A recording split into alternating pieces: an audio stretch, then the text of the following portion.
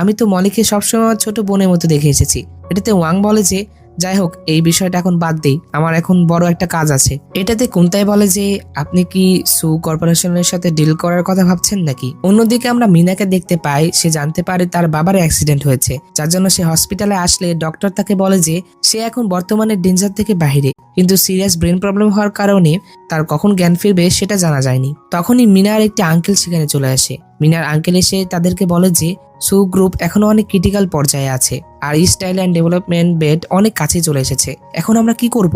এটাতে মিনা বলে যে আমি বিজনেস স্টাডি করেছি, ইস্ট আইল্যান্ড প্রজেক্টটি আমি কমপ্লিট করে দেখাবো। এটাতে তার আঙ্কেল বলে যে তোমার এই বিজনেস স্টাডি থেকে কি লাভ, কারণ তোমার তো কোনো প্র্যাকটিক্যাল স্কিল নেই। তখন মিনার আঙ্কেল সেখান থেকে চলে যায়। তারা চলে গেলে কুন্তাই সেখানে এসে এটাতে মিনার আঙ্কেল কুন্তাইকে বলে যে তুমি কি ডার্ক ফ্লেম গ্যাং এর লিডার নাকি। এটাতে কুন্তাই বলে যে হ্যাঁ। যেটাতে মিনার আঙ্কেল বলে যে আমরা সু গ্রুপ থেকে, আমরা তোমার সাথে কি কথা বলবো, আমাদের যদি কোনো ভুল হয়ে থাকে তাহলে আমাদের ভুলে যাও। এটাতে কুন্তাই তাদেরকে বলে যে তোমরা আমাকে ক্ষুব্ধ করনি, বরং তোমরা সু গ্রুপের ডটারকে ক্ষুব্ধ করেছো। তখন মিনার আঙ্কেলরা কুন্তাইকে বলে যে আচ্ছা ঠিক আছে, এখন থেকে আমরা মিনার কথাই পালন করব। তো তারা যখন এই কথা বলছিল তখন আমরা সেখানে মিনাকে দেখতে পাই, সে লুকে লুকে তাদের কথা শুনে ফেলেছিল। তখন সে বলে যে কুন্তাই আমাকে সাহায্য করছে কেন।